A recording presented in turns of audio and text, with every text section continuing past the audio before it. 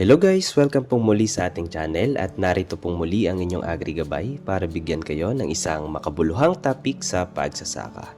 And for today's video guys ay pag-uusapan po natin yung tatlong common mistake ng mga farmers natin sa pag-aabono. So panoorin nyo po hanggang dulo itong video natin kasi baka may mga ginagawa rin po tayo na mali na hindi pala natin alam. So simulan na po natin. Mistake number 1. Sobrang dami po maglagay ng abono. So, ang iba sa mga farmers natin, iniisip po nila na kapag mas marami yung abono, mas mataas din yung ani o mas marami yung ani. Pero hindi po totoo yon. At madalas pa nga, is mas marami pang negatibong nagagawa yung paglalagay ng sobrang abono kaysa sa positibong epekto nito. So, ano po ba yung mga pwedeng mangyari kapag sobra-sobra po tayo maglagay ng abono? Una po dyan is nasusunog yung ugat ng ating halaman or tanim. Lalong-lalo na po sa gulay. Common po ito na pagkakamali ng mga nagtatanim ng gulay na naglalagay sila ng sobrang daming abono na nagkokos ng pagkasunog ng ugat ng kanilang mga halaman o ng tanim nila.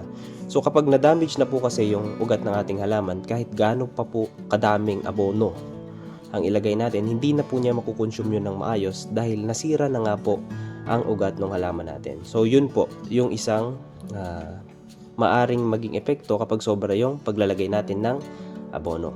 Pangalawa po is naglalagas yung bulaklak.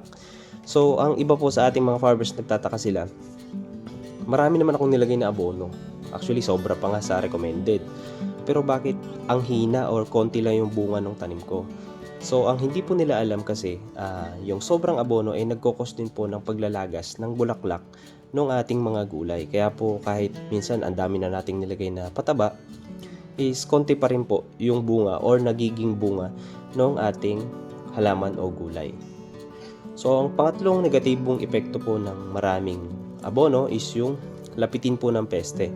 So, sa mga nakarang video po natin, ay paliwanag natin na kapag sobra yung paglalagay natin ng abono, nagiging sobrang berde po yung tanim natin, attractive po ito sa insekto, and napaka lambot po niya. So, lapitin po siya ng sakit. Actually, hindi lang peste, pati po sakit.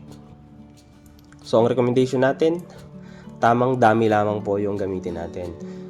So, sa palay po, karaniwan is 8 to 10 bugs kapag tag-ulan ang nilalagay natin, at 10 to 12 bugs naman kapag tag-araw. Pero may mga instances po na umaabot ng 15 bugs kapag hybrid po yung tinatanim natin.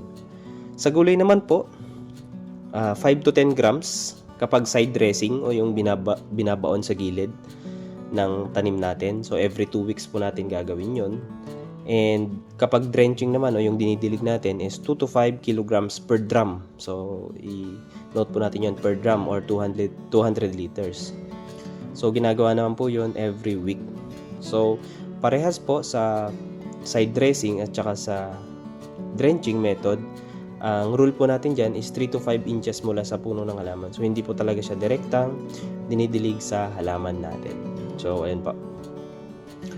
So, mistake number 2. Walang tubig pagkatapos maglagay ng abono. So, akala po ng iba kapag naglagay na tayo ng abono, okay na po yun. Pero ang hindi nila alam, yung abono po kasi kapag hindi natin nilagyan ng tubig or hindi tayo nagpatubig after natin mag-abono, hindi po gagalaw o hindi makakain ng halaman yung abono natin. So, based po sa mga research, kailangan daw po ng at least 1 liter ng tubig yung halaman natin after mag-abono para absorb ng roots niya at magamit po ng halaman. Then pangalawa po, maaari po kasi masunog yung ugat natin dahil mainit po talaga yung fertilizer. By default, mainit po talaga siya. So pag hindi po siya na-absorb, walang tubig, either po masunog yung ugat niya or masingawan yung mga dahon. So kadalasan po mapapansin natin kapag nag-abono tayo, yung tapat ng pinaglagyan ng abono natin is nasusunog yung dahon. Kasi nga po, mainit po yung pataba. So, yun po. So, ang rekomendasyon po natin, magpatubig or ugaliing magpatubig o magdilig kada after mag-abono. So, dun po magagamit ng halaman natin ng maayos yung patabang inilagay natin, and may iwasan din po natin yung pagkasunog ng mga parte ng tanim or halaman natin.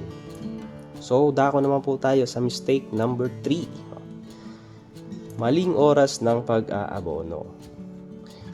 So, napag-usapan nga po natin kanina na ang ibang practice ng mga magsasaka natin is kahit anong oras naglalagay sila ng abono. Which is mali po yun. Diba nga po, nabanggit natin kanina, napakainit or mainit talaga yung fertilizer. So, kapag nilagay mo siya na mainit din yung panahon, ang nangyayari, sunod-sunod po yun. Masusunog yung ugat, masusunog yung halaman, mamamatay yung halaman. Worst na mangyayari sa tanim nyo. So, isa pa po dito is mabilis sumingaw yung abono natin o sustansya, lalo na yung urea or nitrogen. So, kapag naiinitan po sila, sumisingaw na po agad siya. Then, ang ending po, wala pong nakukuhang sustansya yung mismong tanim natin. So, sayang po yung abono natin. Then, pangatlo is hindi nasisipsip ng halaman yung sustansya. So, kapag mainit po, hindi din po nagiging effective masyado ang pagsipsip ng halaman ng abono kasi nga po stress na siya sa init ng araw. So, ang tamang oras po sa paglalagay ng abono sa umaga is 5 to 9 a.m. So, kadalasan po ito. Yung 9 a.m. po is rekomendado po yan para sa palay. Since ang recommended po para sa gulay is 5 a.m. to 8 a.m. lamang po kasi sobrang init na po ngayon ng 9. And sa hapon naman po is 4 p.m. to 6 p.m. So, yun po yung kadalasan tamang oras ng paglalagay ng abono natin. So, ayun po. Yun po yung tatlong common na pagkakamali ng mga farmers natin kapag naglalagay ng abono. So, sana po ay meron kayong natutunan sa ating short video ngayon. So, kung may mga katanungan po kayo, is huwag po kayong mag-utubiling i-comment sa ating comment section at sasagutin po natin sila. Salamat po sa panonood at mabuhay po kayo.